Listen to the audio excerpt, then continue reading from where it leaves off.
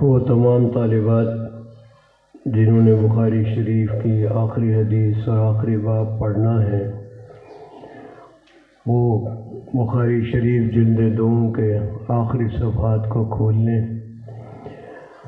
میں قرأت خود کروں گا اور اس کے بعد اس کے تحت کچھ باتیں عرض کروں گا۔ اللہ تعالی ہمیں سمجھ کی عمل کی توفیق دے۔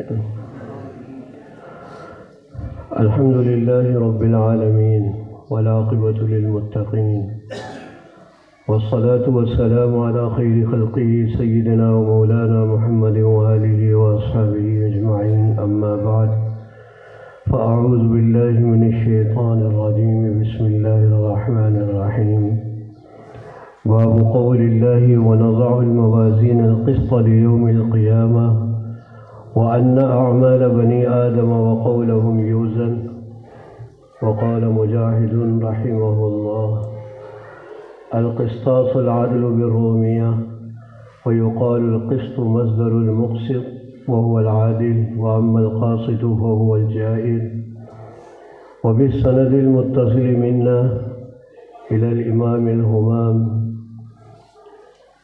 امام محمد بن اسماعیل البخاری رحمہ اللہ قال حدثنا احمد بن اشکاب قال حدثنا محمد بن فضیل عن عمارة بن القعقاع عن ابی زرعة عن ابی ہریرة رضی اللہ عنہ قال قال النبی صلی اللہ علیہ وسلم: کلمتان حبیبتان إلى الرحمن خفیفتان علی اللسان ثقیلتان فی المیزان، سبحان اللہ وبحمدہ سبحان اللہ العظیم۔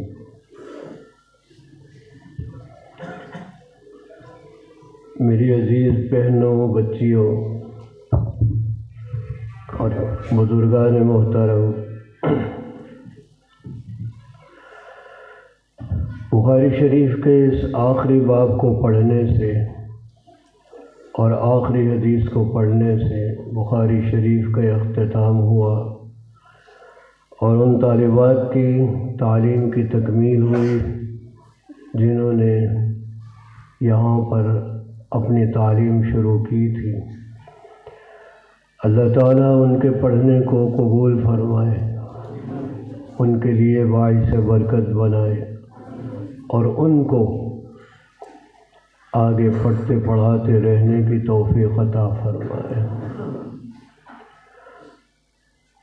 دیکھیے، میری اصل مخاطب تو وہ بچیاں ہی ہیں جنہوں نے حدیث کی یا آخری بخاری شریف کی یا آخری حدیث پاک پڑھی ہے۔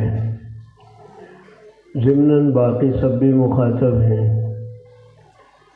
حضرت امام بخاری رحمۃ اللہ علیہ نے جو یہ باب قائم کیا ہے، باب قول اللہ ونضع الموازین القسط لیوم القیامہ،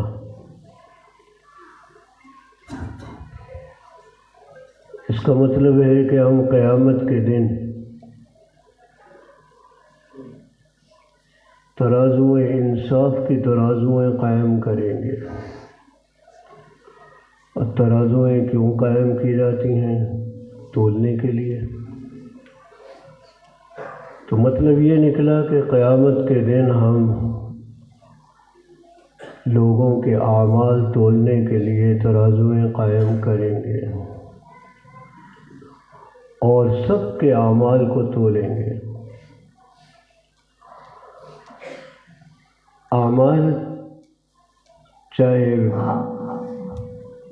فعل کی قسم سے ہو، یعنی کرنے کی قسم سے، یا اعمال بولنے کی قسم سے ہو، قول کی قسم سے، یعنی اللہ تعالیٰ کے ہاں باتیں بھی تلیں گی اور جو ہم عمل کر رہے ہیں، نماز پڑھ رہے ہیں، روزہ رکھ رہے ہیں، حج کر رہے ہیں، زکوٰۃ دے رہے ہیں، ہم رفاہی کاموں میں حصہ لے رہے ہیں، نیکی کے کام کر رہے ہیں، یا اللہ تعالیٰ ہماری حفاظت فرمائے لوگوں سے برے اعمال ہو رہے ہیں، یہ سارے اعمال تلیں گے، اعمال بھی تلیں گے اور جو ہماری زبان سے باتیں ہوتی ہیں، کوئی قرآن پڑھ رہا ہے، کوئی حدیث پڑھ رہا ہے، کوئی ذکر میں مصروف ہے، کوئی درود شریف پڑھ رہا ہے، اللہ تعالیٰ سب کو محفوظ کر رہے ہیں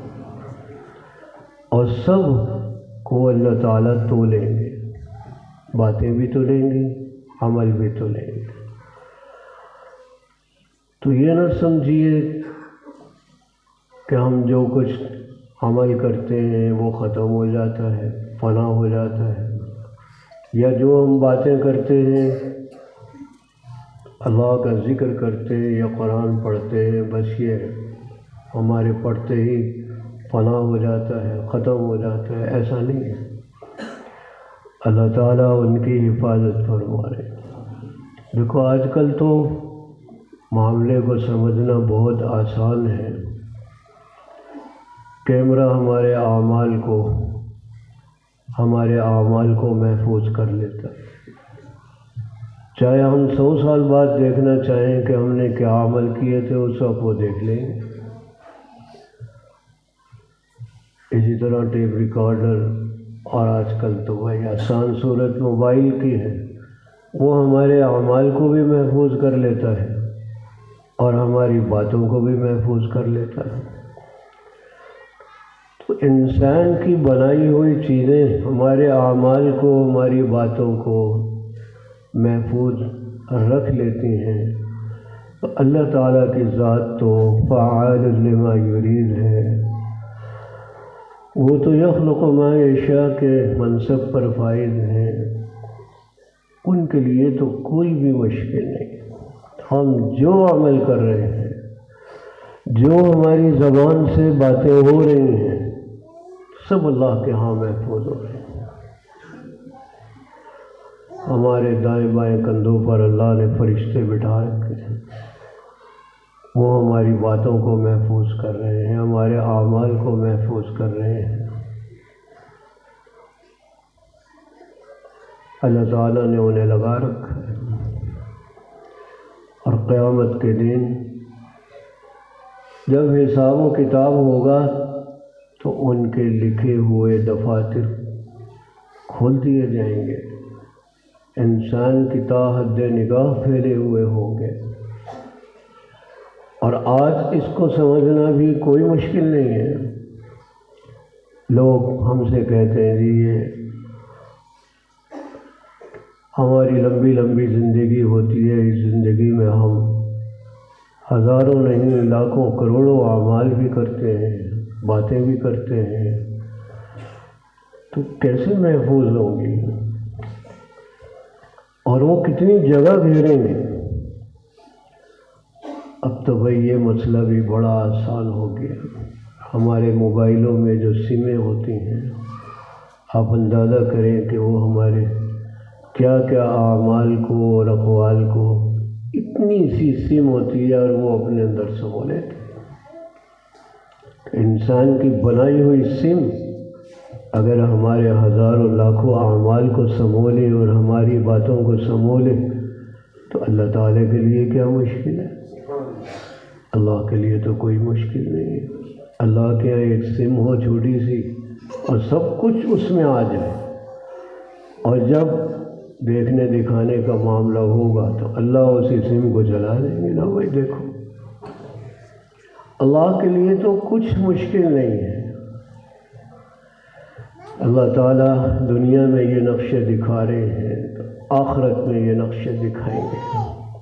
بہر حضرت امام بخاری رحمۃ اللہ علیہ نے یہ باب باندھا جس کا خلاصہ یہ ہے کہ قیامت کے دن ہمارے اعمال تولے جائیں گے۔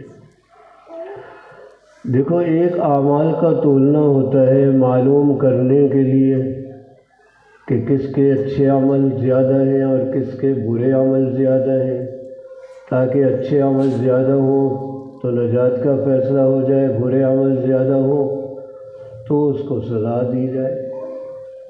ایک تو یہ معلوم کرنا ہوتا ہے۔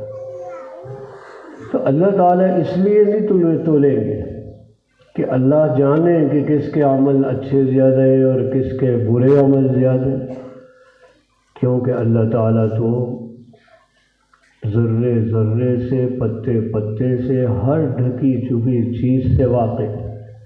لا یعزب عنہ مثقال ذرہ، ایک ذرے کے برابر بھی چیز ان کے علم سے غائب نہیں ہے۔ ہمارے دلوں میں کیا گزر رہا ہے، ہم کیا سوچ رہے ہیں، اللہ کو تو اس کا بھی پتہ ہے۔ اس لیے اللہ یہ جاننے کے لیے نہیں تولیں گے کہ بھئی ہمیں پتہ چل جائے، بلکہ اس تولنے کا مقصد ہوگا کہ لوگوں پر اتمام حجت ہو جائے، کوئی یہ نہ کہہ سکے کہ ہمارے ساتھ ناانصافی ہوئی ہے، ہمارے تو نیک اعمال زیادہ تھے، ہمیں تو جنت میں جانا چاہیے تھا، ہمارے ساتھ یہ ہو گیا، یا کوئی یہ نہ کہنے لگ جائے کہ ہماری فلاں نے کی نہیں اس میں شامل، فلاں نے کی نہیں شامل، اور گناہگار جو ہیں وہ یہ نہ کہہ سکے کہ اس میں تو بہت زیادہ جناب ہمارے گناہ بڑھا دیے گئے، ہم نے تو یہ کیا ہی نہیں، یہ کیا ہی نہیں۔ اللہ تعالیٰ ان پر اتمام حجت کے لیے اعمال کو تلوائیں گے کہ لو بھائی اپنی آنکھوں سے دیکھ لو، تمہارے اچھے اعمال بھی تمہارے سامنے ہیں، تمہارے برے اعمال بھی تمہارے سامنے ہیں۔ اگر نیکیوں کا پلڑا جھکتا ہے تو اللہ تعالیٰ کا کیا جاتا ہے، ٹھیک ہے وہ جنت کا فیصلہ کر دیں گے، اور اگر برائیوں کا پلڑا جھکتا ہے تو خود بخود جہنم کا فیصلہ ہو جائے گا۔ تو لوگوں پر اتمام حجت کے لیے کہ کوئی اٹھ کر اعتراض نہ کرے کہ ہمارے ساتھ ناانصافی ہوگی، اللہ تعالیٰ یہ عمل کریں گے، تلوائیں گے اعمال کو، اور بہت معمولی سے معمولی عمل بھی تولا جائے گا۔ قرآن نے کہا ہے فَمَن يَعْمَلْ مِثْقَالَ ذَرَّةٍ خَيْرًا يَرَهُ وَمَن يَعْمَلْ مِثْقَالَ ذَرَّةٍ شَرًّا يَرَهُ۔ ذرہ عربی میں کہتے ہیں باریک سے باریک چونٹی کو، کہ اگر اس کے برابر بھی کوئی نیک عمل ہوگا جس نے وہ کیا ہوگا وہ دیکھے گا، آ رہا ہے ترازو میں۔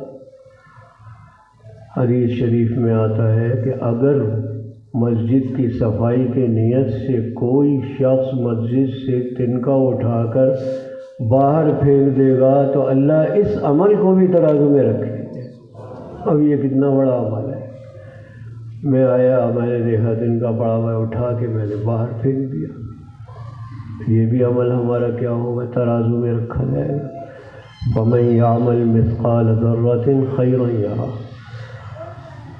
ایک ذرے کے برابر بھی اگر نیکی کی ہوگی دیکھے گا اپنے سامنے۔ وَمَن يَعْمَلْ مِثْقَالَ ذَرَّةٍ شَرًّا يَرَهُ، اور اگر اس نے ایک ذرے کے برابر برائی کی ہوگی وہ بھی اپنی آنکھوں کے سامنے دیکھ لے گا، اللہ فیصلہ کر دیں گے، سب کو دکھا دیں گے۔ اللہ کے ہاں ناانصافی ہے ہی نہیں۔ ان اللہ لا یظلم مثقال ذرہ، اللہ ایک ذرے کے برابر بھی کسی کے ساتھ ناانصافی نہیں کرتے۔ اللہ تعالیٰ کی ذات تو انتہائی عدل و انصاف والی ذات ہے، تو اللہ تعالیٰ یہ اعمال ہمارے اس لیے تلوائیں گے، بہرحال اعمال تولے جائیں گے۔ اس کو کہتے ہیں وزن اعمال، عربی میں کیا کہتے ہیں، وزن اعمال، اعمال کا وزن ہوگا۔ حضرت امام بخاری رحمہ اللہ کو کیا ضرورت پڑی کہ وہ وزن اعمال کے بارے میں ہمیں بتائیں کہ اعمال تولے جائیں گے۔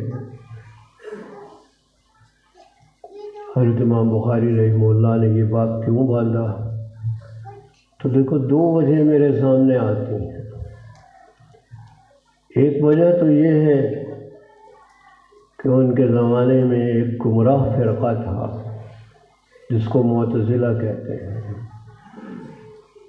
انہوں نے وزن اعمال کا انکار کر دیا تھا، کہتے تو کوئی اعمال نہیں تولیں گے، کیسے تولیں گے؟ وہ کہتے ہیں اعمال اعراض ہیں، اعراض نہیں تولتے۔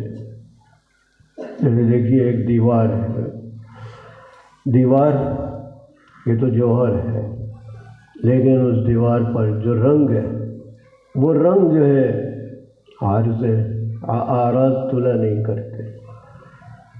نماز ایک عارض ہے، اسے کیسے تولیں گے؟ روزہ ایک عارض ہے، کیسے تولیں گے؟ وہ یہ فلسفیانہ باتیں کر کر لوگوں کو یہ کہا کرتے تھے کہ یہ تو بس مولویوں کی باتیں ہیں کہ اعمال تولیں گے۔ کوئی اعمال نہیں تولنے کے۔ اللہ تعالیٰ پناہ میں رکھے، ان کا یہ نظریہ تھا۔ کن کا تھا یہ نظریہ؟ معتزلہ کا۔ ان کا نظریہ بہت خراب تھے۔ جب انہوں نے یہ نظریہ ٹھان لیا تو اور بھی بے شمار غلط نظریات انہوں نے پیدا کر لیے۔ وہ کہنے لگے کہ قبر میں عذاب نہیں ہوتا، قبر میں ثواب بھی نہیں ہوتا، کچھ بھی نہیں ہوتا، یہ مولویوں کی باتیں۔ وہ کہنے لگے کہ قبر میں زندگی نہیں ملتی، جزا و سزا کا معاملہ قبر میں نہیں ہوتا، جس کے لیے زندگی کی ضرورت ہے تو زندگی بھی قبر میں نہیں ملتی۔ حالانکہ ہمارا تو ایمان ہے حساب و کتاب بھی ہوتا ہے، اور قبر میں زندگی بھی اللہ تعالیٰ دیتے ہیں، ان مردے سے سوالات کیے جاتے ہیں۔ انہوں نے یہ بھی عقیدہ گھڑ لیا کہ نبی علیہ السلام کو جو حیات مانتے ہیں یہ بھی غلط ہے۔ نبی علیہ السلام اپنے قبر مبارک میں حیات نہیں ہے، یہ عقیدہ بھی انہوں نے گھڑ لیا۔ حضور علیہ السلام کو ہمارے اعمال بتلائے جاتے ہیں ہفتے میں 2 دن، اس کا بھی انکار کر دیا۔ نہیں جی نہیں، یہ تو سب مولویوں کی باتیں ہیں، کوئی نہیں بتائے جاتے۔ جو قبر میں زندگی ہے ہی نہیں تو اعمال کس کو بتائے جائیں گے؟ انہوں نے ان ساری چیزوں کا انکار کر دیا۔ ہم دعاؤں میں حضور نبی کریم صلی اللہ علیہ وسلم کا وسیلہ پیش کرتے ہیں اللہ کے حضور میں۔ وسیلے کا مطلب صرف یہ ہوتا ہے کہ اے اللہ، جناب رسول اللہ صلی اللہ علیہ وسلم کے صدقے، آپ کے طفیل، ہمارا یہ کام کر دیجیے۔ دیکھو ہم مانگ تو رہے ہیں اللہ سے، تو اس میں کون سی غلط بات ہے بھائی؟ ہم اللہ سے مانگ رہے ہیں اللہ کے محبوب کا نام لے کر کہ اے اللہ ان کے صدقے میں ہمارا یہ کام کرتے ہیں، تو کوئی برائی نہیں ہے۔ لیکن وہ کہتے ہیں وسیلہ شرک ہے، یہ بھی ٹھیک نہیں ہے۔ اللہ کے بندوں نے ایک نظریے کی آڑ میں دسیوں نظریات کا انکار کیا۔ اللہ تعالیٰ ہم پر رحم فرمائے۔ اور پھر ایک بہت ہی خطرناک نظریہ گھڑا، اور اس کی وجہ سے اس زمانے میں جو اہل حق تھے انہیں بڑی تکلیفیں برداشت کرنی پڑی۔ ان معتزلہ نے اس وقت کے جو ارباب حکومت تھے ان سے رابطہ کیا اور مامون الرشید کو اپنے جال میں پھنسایا۔ وہ ذرا فلسفیانہ رنگ رکھتا تھا، اس کو اپنے جال میں پھنسا کر اس کو اپنے نظریات بتائے، جن میں ایک نظریہ یہ تھا کہ کلام اللہ مخلوق ہے۔ کلام اللہ کیا ہے؟ مخلوق۔ اب یہ نظریہ اہل سنت کے نظریات کے بالکل خلاف تھا۔ اہل سنت کا عقیدہ ہے کلام اللہ ہی غیر مخلوق ہے، کلام اللہ جو ہے وہ تو غیر مخلوق ہے۔ اب یہ ذرا علمی بحث ہے، اس لیے میں اس کی تفصیل میں نہیں جاتا۔ انہوں نے یہ نظریہ گھڑا تو اس کی مخالفت میں سامنے آئے حضرت امام احمد ابن حنبل رحمۃ اللہ علیہ، جنہیں امام اہل سنت کہا جاتا ہے۔ اللہ تعالیٰ نے ان کو یہ توفیق بخشی۔ اور میرے محترم بھائیوں، صحیح عقیدے کو پیش کرنے کے لیے اور باطل نظریوں کو مٹانے کے لیے حضرت امام احمد ابن حنبل نے اس وقت کی بہت بڑی حکومت سے ٹکر لے لی۔ ادھر مامون الرشید اور اس کی ساری حکومت ہے، ادھر حضرت امام احمد ابن حنبل ہے، بڑھاپے کا زمانہ ہے۔ حضرت امام احمد ابن حنبل رحمۃ اللہ علیہ کو بہت تکلیفیں دی گئی، زنجیروں میں جکڑا گیا بڑھاپے میں، اور حضرت پر کوڑے برسائے گئے، اتنے کوڑے برسائے گئے کہ ہم تصور بھی نہیں کر سکتے۔ ان کا درس حدیث بند کر دیا گیا، پابندی لگا دی گئی، بہت تکلیفیں حضرت نے کاٹے۔ اہل حق میں سے تھے، اہل حق کے نظریات کے تحفظ میں انہوں نے اتنی بڑی قربانی دی۔ اب باطل نظریات کو مٹانے کے لیے اپنے تن من دھن کو پیش کر دیا۔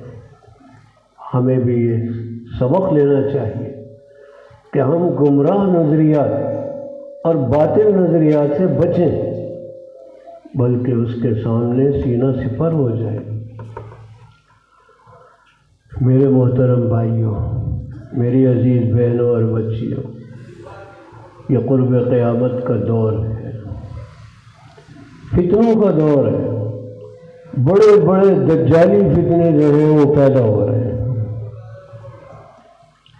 اور وہ دین کے رنگ میں بے دینی کو پیش کر رہے ہیں۔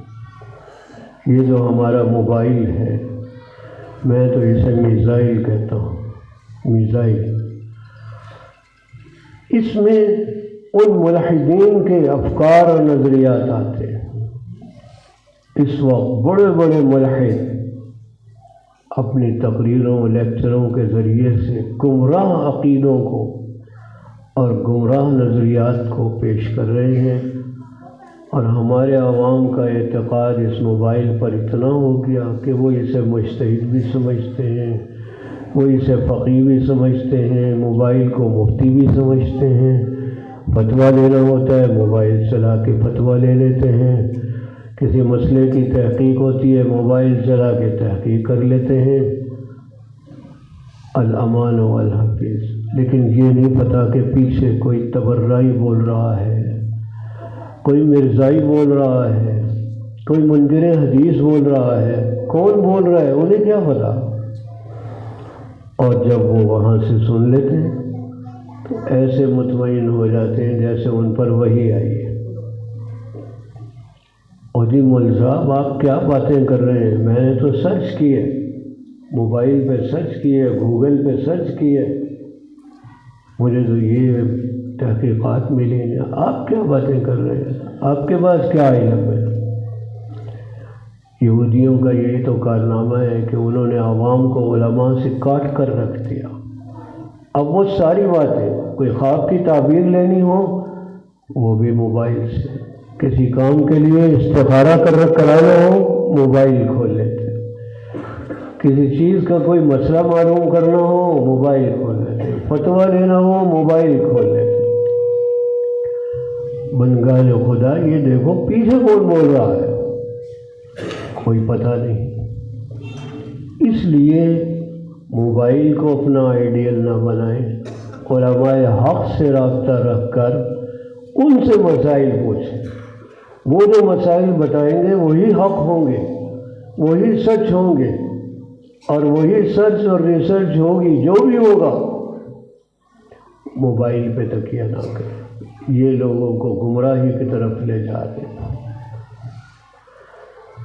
تو میرے محترم بھائیوں، ہمیں بھی یہ چاہیے کہ ہم باطل کی تردید کریں، اور ہم اہل سنت کے عقائد اور نظریات جو صحیح عقائد و نظریات ہیں ان کو قوم کے سامنے بڑی درد دل کے ساتھ پیش کریں، یہ ہمارا فرض بنتا ہے۔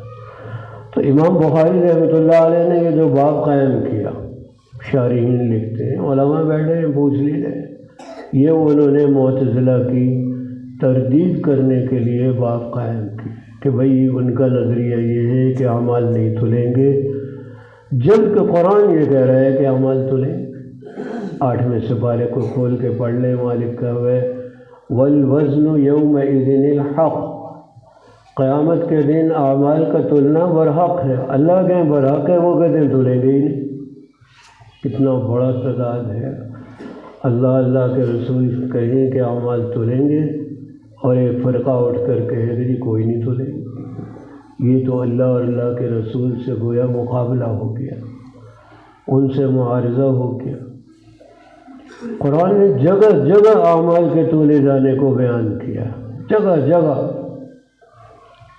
آپ کے 30ویں سپارے میں دیکھ لیں، سورۃ القارعہ ہے، بچے بچے کو یاد ہوتی ہے، القارعۃ ما القارعہ۔ اللہ نے قیامت کا تذکرہ کیا ہے، قیامت کے دن کو قارعہ کہا ہے، یعنی وہ قیامت کیا ہے؟ کھڑکھڑا لینے والی چیز۔ تمہیں کیا پتا وہ چیز کیا ہے؟ آگے فرمایا یوم یکون الناس کالفراش المبثوث وتکون الجبال کالعہن المنفوش فاما من ثقلت موازینہ،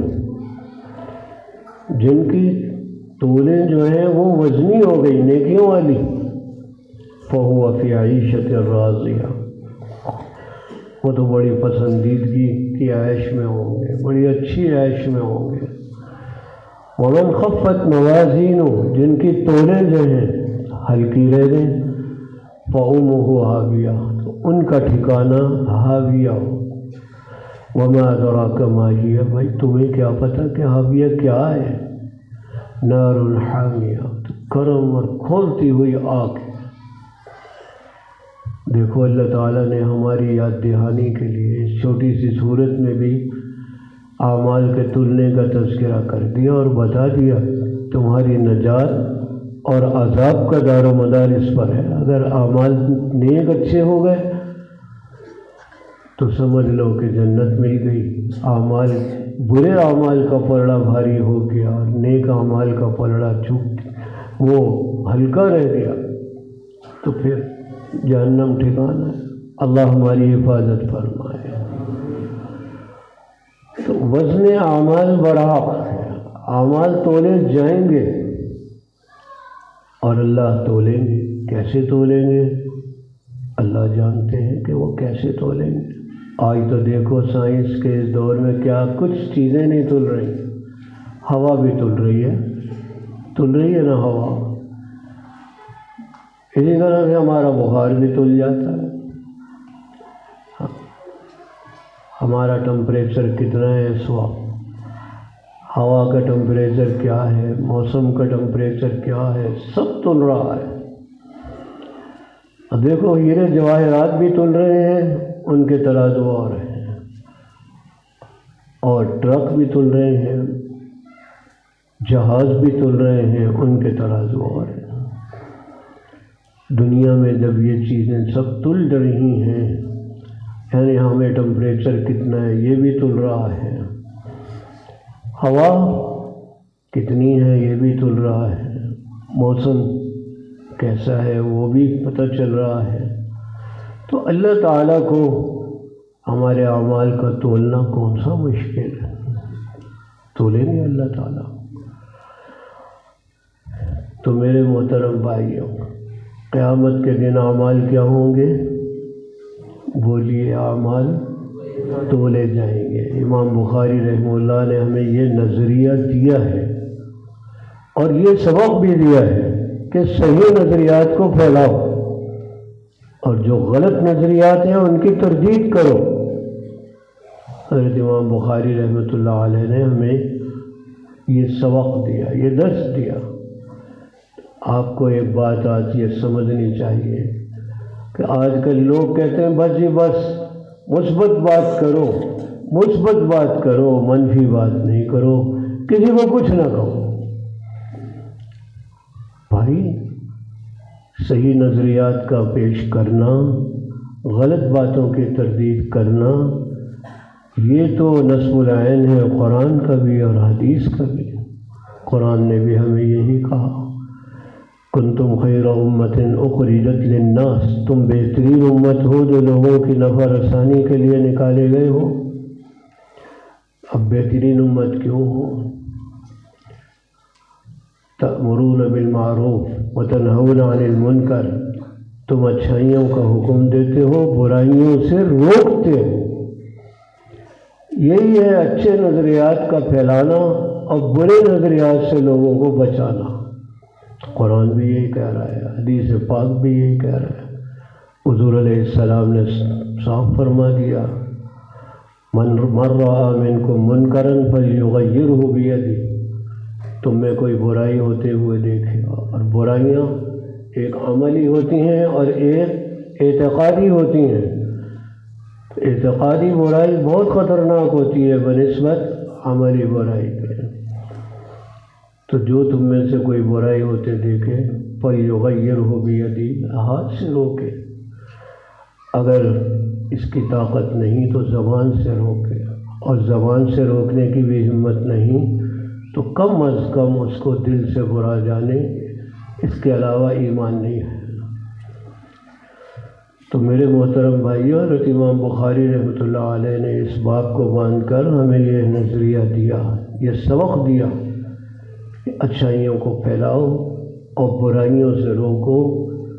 اچھائیاں اعتقادی بھی ہیں، عملی بھی ہیں، برائیاں اعتقادی بھی ہیں، عملی بھی ہیں۔ تو ہمیں اچھے عقائد، اچھے اعمال کو پھیلانا ہے، اور برائیوں کو ہم نے روکنا ہے، برائیوں سے لوگوں کو روکنا ہے۔ جس طرح بھی بن پڑتا ہے پیار محبت سے ہم منع کریں، ہمارا فرض۔ تأمرون بالمعروف وتنہون عن المنکر۔ تو لوگ جو کہتے ہیں کہ یہ بس مثبت باتیں کرو اور کسی کو کچھ نہ کہو، یہ فلسفہ ہمیں تو سمجھ نہیں آتا، قرآن اور حدیث کے خلاف، امام بخاری رحمۃ اللہ علیہ کی تعلیمات کے بھی خلاف ہے۔ انہوں نے تو پورا باب جو ہے معتزلہ کی تردید میں باندھا ہے کہ ان کا یہ نظریہ غلط ہے۔ تو میرے محترم بھائیوں، امام بخاری رحمہ اللہ نے جو وزن اعمال کا باب باندھا، ایک تو اس لیے باندھا کہ معتزلہ کے نظریے کی، عقیدے کی تردید ہو جائے، اور دوسرے اس لیے بھی باندھا تاکہ امام بخاری رحمہ اللہ نے جو کتاب شروع کی تھی اس کتاب سے مناسبت بھی آخری حصے کی ہو جائے۔ امام بخاری رحمۃ اللہ علیہ نے سب سے پہلا باب قائم کیا، باب بدء الوحی، کہ بھئی وحی کا آغاز کیسے ہوا، کہ ہمارا یہ سارا علم جو ہے یہ وحی سے مستفاد ہے، یہ علم وحی ہے۔ اللہ تعالیٰ نے بذریعہ جبریل امین جناب رسول اللہ صلی اللہ علیہ وسلم کو وحی کے ذریعے یہ علم دیا تھا، علم وحی ہے۔ اللہ کی طرف سے آیا جناب رسول اللہ کو صلی اللہ علیہ وسلم، اور آپ سے صحابہ کو، صحابہ سے تابعین، تبع تابعین کو، چلتے چلتے ہم تک پہنچا۔ ہم خوش نصیب ہیں کہ آج ہم اسی علم کو سن رہے ہیں، سنا رہے ہیں، پڑھ رہے ہیں، پڑھا رہے ہیں، جو علم نبوت کہلاتا ہے، علم وحی کہلاتا ہے۔ خیر، حضرت امام بخاری رحمۃ اللہ علیہ نے باب تو یہ قائم کیا کہ وحی کا آغاز کیسے ہوا، پھر انہوں نے تفصیل سے حدیث نقل کی کہ دیکھو اس طرح سے وحی کا آغاز ہوا۔ لیکن اس سے بھی پہلے حضرت امام بخاری رحمۃ اللہ علیہ نے حدیث نیت ذکر کی، حضرت عمر رضی اللہ تعالی عنہ کے حوالے سے، اور وہ حدیث نیت کیا ہے؟ جناب رسول اللہ صلی اللہ علیہ وسلم نے فرمایا انما الاعمال بالنیات، عملوں کا دار و مدار نیتوں پر ہے۔ عملوں کا دار و مدار کس پر ہے؟ نیت اچھی ہوگی تو ثمرہ اور پھل اچھا ملے گا، نیت بری ہوگی بڑے سے بڑا عمل بھی کیا ہوگا؟ بیکار ہو جائے گا، اس کا ثمرہ اور نتیجہ برا نکلے گا۔ حضرت امام بخاری رحمۃ اللہ علیہ نے گویا شروع میں پڑھنے والوں کو یہ تنبیہ کر دی کہ آپ لوگ علم نبوت کو حاصل کرنے میں لگ رہے ہیں تو اپنی نیتوں کا جائزہ لے لو، تمہاری نیت کیا ہے؟ اللہ کے لیے پڑھنا ہے یا دنیا کو دکھانے کے لیے پڑھنا ہے؟ اپنی نیت کو خالص کر لو، اللہ کی رضا کو پیش نظر رکھو، بس اللہ کی رضا حاصل کرنی ہے۔ اس علم کو پڑھ کر، علم اس لیے پڑھ رہے ہیں تاکہ ہمیں معلوم ہو جائے اللہ کو کون سے اعمال پسند ہیں، کون سے اعمال پسند نہیں، اللہ کی مرضی کے اعمال کریں اور جو اعمال اللہ کی مرضی کے نہیں ہیں ان سے بچیں۔ حدیث نیت ذکر کی۔ اب یہاں سوال پیدا ہوا کہ اخلاص کی تعلیم تو آپ نے دے دی، لیکن یہ اخلاص پیدا کیسے ہوگا؟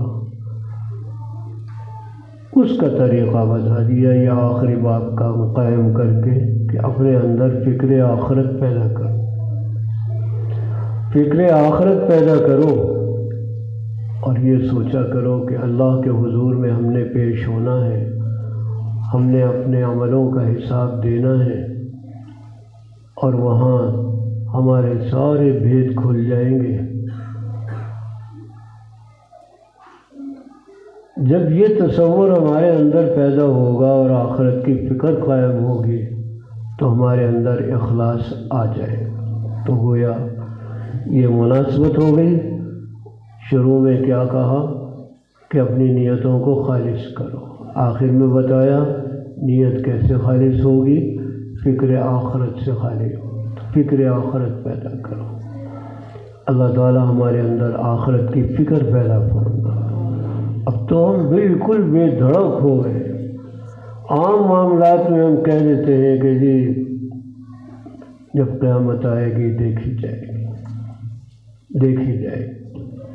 لوگوں سے قرض لے لیتے ہیں لاکھوں روپے، اور جب وہ بیچارہ تقاضا کرتا ہے تو حیل و حجت کرتے،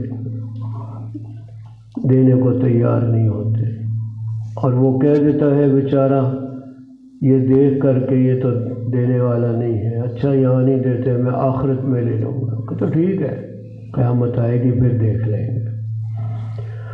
اللہ کی پناہ، اللہ کی پناہ، یعنی نڈر ہو چکے ہیں آخرت سے۔ حالانکہ آخرت، قیامت وہ بے باک ہونے والی چیز نہیں، بے خوف ہونے والی چیز نہیں ہے۔ حضور علیہ الصلوۃ والسلام بہت ڈراتے تھے آخرت سے کہ دیکھو آخرت قائم ہونی ہے، آخرت میں تم نے حساب و کتاب دینا ہے۔ صحابہ کرام نے اپنی گھٹی میں یہ چیز باندھ لی تھی، اور کیا مرد کیا عورتیں سب ہی فکر آخرت میں مبتلا رہا کرتے تھے، آخرت کی فکر ہوتی تھی۔ ایک دفعہ سیدہ عائشہ رضی اللہ عنہا گھر میں تشریف فرما تھیں، حضور علیہ الصلوۃ والسلام تشریف لے آئے، دیکھا کہ عائشہ رو رہی۔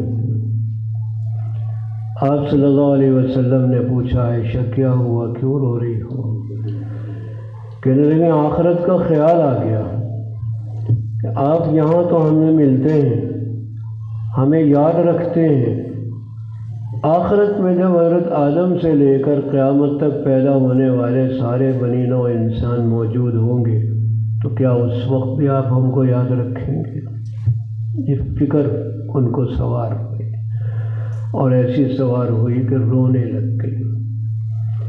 آخرت کے تصور سے صحابہ کرام رونے لگتے تھے۔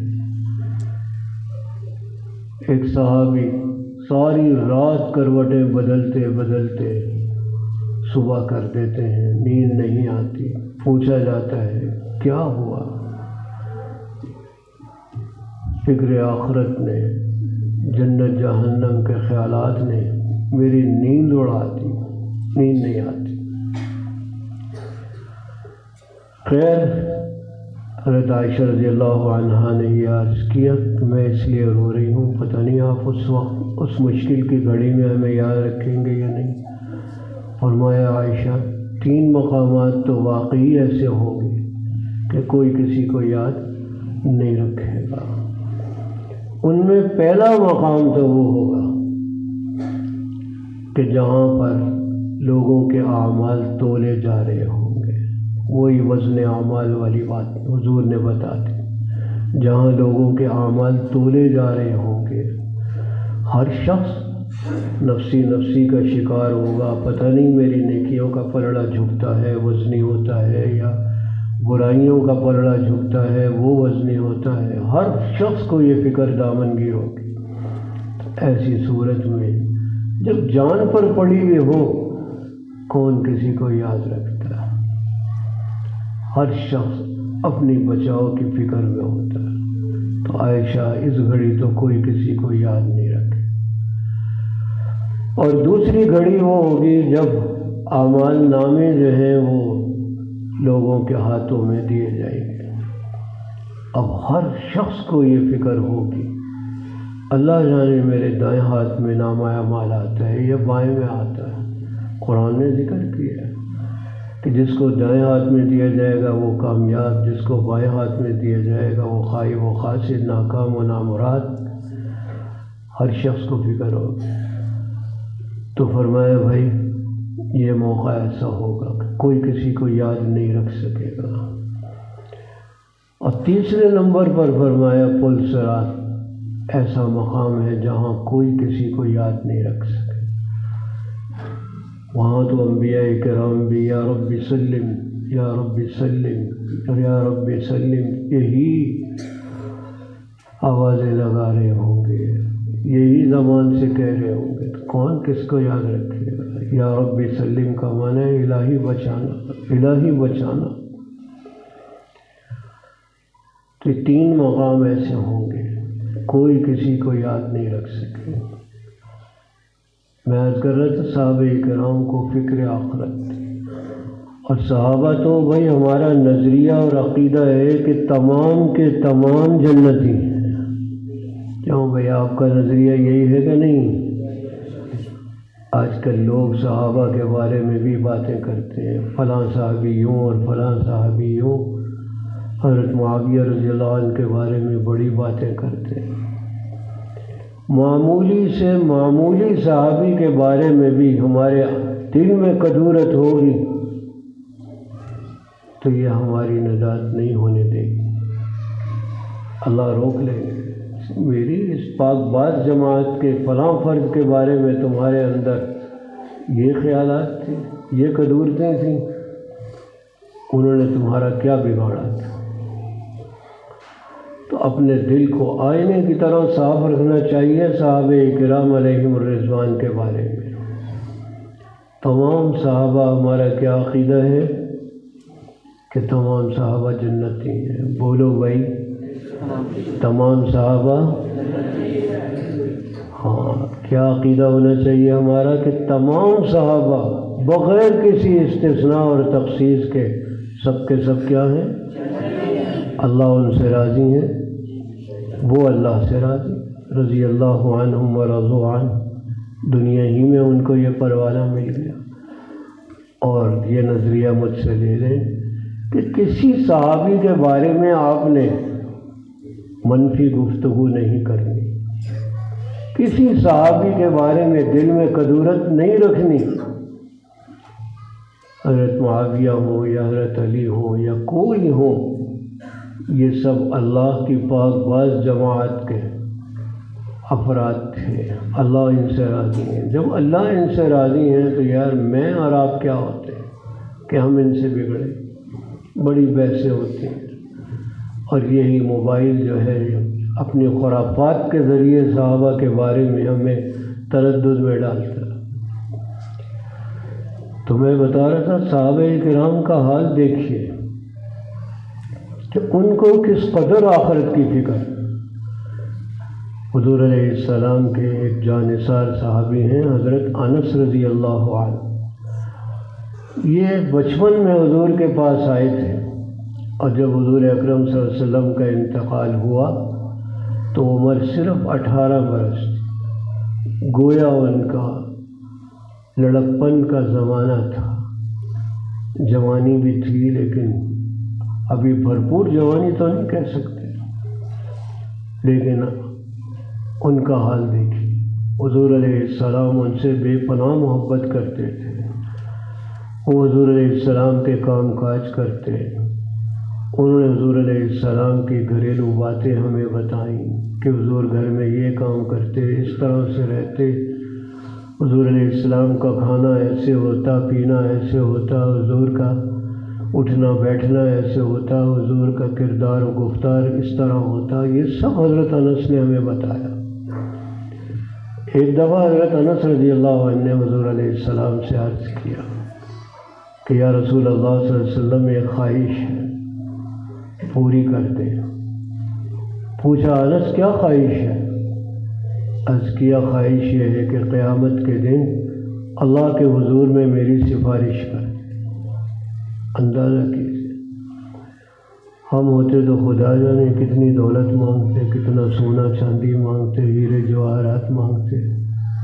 ان کی خواہش یہ تھی کہ آخرت میں اللہ سے ہمارے لیے سفارش کرتے، کہ اللہ ہماری مغفرت کرتے۔ حضور علیہ السلام نے فرمایا کہ ہاں بھائی انس، ہم تمہاری سفارش کر دیں گے۔ حضور علیہ السلام کو تو پیار تھا ان سے، تمہاری اس خواہش کو پورا کریں گے۔ یہ قصہ اپنے پاس سے نہیں سنا رہا، حدیث کی مستند کتابوں میں موجود ہے۔ حضرت انس رضی اللہ عنہ نے عرض کیا یا رسول اللہ صلی اللہ علیہ وسلم، میں آپ کو کہاں ڈھونڈوں؟ تو حضور علیہ السلام نے یہی مقامات بتائے، جہاں اعمال تل رہے ہوں گے وہاں دیکھ لینا، حوض کوثر پر دیکھ لینا، اور یا پھر آخری مقام تو وہی پل صراط کا ہے، وہاں تو میں ضرور تمہیں مل جاؤں گا۔ صحابہ کرام کو فکر آخرت تھی۔ اللہ کرے کہ ہمارے اندر بھی یہ فکر پیدا ہو جائے۔ اللہ کا خوف اور فکر آخرت ہوگی تو ہم سے گناہ چھوٹیں گے اور ہم نیک اعمال کر سکیں گے، اور اگر یہ خوف نہیں ہوگا تو ہم کچھ بھی نہیں کر سکتے۔ گناہ ہم سے ہو رہے ہیں، نیک اعمال ہوتے نہیں ہیں، اور نیک اعمال کیا، ایک نماز والا عمل ہی نہیں ہم سے ہوتا۔ آپ کی مسجدیں دیکھ لیجئے کس قدر نمازی ہوتے ہیں۔ محلے میں اگر 1,00,000 کی آبادی ہے تو میرا خیال ہے 100-200 آدمی ہو نماز پڑھنے میں۔ یہ تو ہمارا حال ہے۔ تو حضرت امام بخاری رحمۃ اللہ علیہ نے وزن اعمال کا باب قائم کر کے ہمیں فکر آخرت کی طرف متوجہ کیا، اور یہ بتایا کہ اعمال میں اخلاص ایسے پیدا ہو کہ دیکھو آخرت کی فکر کرو، آخرت میں تمہارے اعمال تلیں گے۔ پھر اعمال کو تلنے کے حوالے سے دلیل کے طور پر انہوں نے حضور علیہ السلام کی یہ حدیث پیش کی، کلمتان حبیبتان الی الرحمن، دو کلمے ایسے ہیں، دو باتیں ایسی پیاری ہیں جو خدائے محبوب کو بڑی اچھی لگتی، خدائے رحمان کو بڑی اچھی لگتی۔ کلمتان حبیبتان الی الرحمن، خدائے رحمان کو وہ باتیں بڑی پیاری لگتی ہیں۔ دیکھو ہمارے محاورے میں بھی عام طور پر کہتے ہیں بھائی مجھے تمہاری یہ بات بہت ہی پیاری لگی، اس کی بات بہت ہی دل کو لگی، بہت پیاری لگی، اس نے بڑی پیاری بات کہی۔ حضور نے فرمایا اللہ کی دو باتیں ایسی ہیں نہایت پیاری ہیں، اللہ کو بہت اچھی لگتی ہیں، تو وہ خدائے رحمان کے نزدیک محبوب کلمے، بڑے پیارے کلمے۔ اور مطلب یہ ہے کہ جو ان کلمات کو زبان پر لاتا ہے وہ بھی اللہ کا محبوب بن جاتا ہے، وہ بھی اللہ کو پیارا لگنے لگتا ہے۔ اور بھائی وہ باتیں کوئی مشکل تھوڑی ہیں، خفیفتان علی اللسان، زبان پر بڑی ہلکی ہے۔ بچہ ہو، بوڑھا ہو، جوان ہو، عورت ہو، مرد ہو، جو بھی ہو آسانی کے ساتھ اس کی زبان پہ یہ کلمات چڑھ جاتے ہیں۔ تو خفیفتان علی اللسان، زبان پر بڑے ہلکے۔ لیکن زبان پر ہلکے ہونے کا مطلب یہ نہیں کہ وہ میزان عمل میں بھی ہلکے ہیں، ترازو میں جب تلیں گے تو بڑے ہلکے ہوں گے، نہیں، ثقیلتان فی المیزان، وہ میزان عمل کے اندر بڑے ہی وزنی ہوں گے، بڑے ہی بھاری ہوں گے، یعنی اللہ کی طرف سے جو ان پر اجر و ثواب ملے گا وہ بڑا ہی زیادہ اجر و ثواب ہوگا۔ پھر خود ہی بتایا کہ وہ دو کلمے کون سے ہیں، سبحان اللہ و بحمدہ، سبحان اللہ العظیم۔ آپ بھی پڑھ لیجیے، کوئی مشکل نہیں ہے، ہماری بچیاں بہنیں بھی پڑھ لیں، سبحان اللہ و بحمدہ سبحان اللہ العظیم۔ اللہ کو بے حد پیارے لگتے ہیں، کیونکہ اس میں اللہ تعالیٰ کی پاکی کا بیان ہے، اللہ تعالیٰ کی حمد ہے، اللہ کی بڑائی کا بیان ہے۔ اللہ کو یہ کلمات بہت اچھے لگتے ہیں اور ان کے پڑھنے کا بہت زیادہ اجر و ثواب ہے۔ بس میں انہی باتوں پر اختتام کرتا ہوں۔ اللہ سے دعا کرتے ہیں کہ اللہ تعالیٰ ہمیں ان تمام باتوں کے سمجھنے اور ان پر عمل کرنے کی توفیق عطا فرمائے۔ جو بچیاں فارغ ہو رہی ہیں ان کے لیے نصیحت ہے کہ یہ نہ سمجھیں کہ وہ اب علم و عمل دونوں سے فارغ ہو گئی ہیں، نہیں، علم سے فارغ ہوئی ہیں اور عمل کا تو اب باب شروع ہو رہا ہے۔ عمل کرنا ہے جبھی اس علم کا فائدہ ہوگا، ورنہ نہیں۔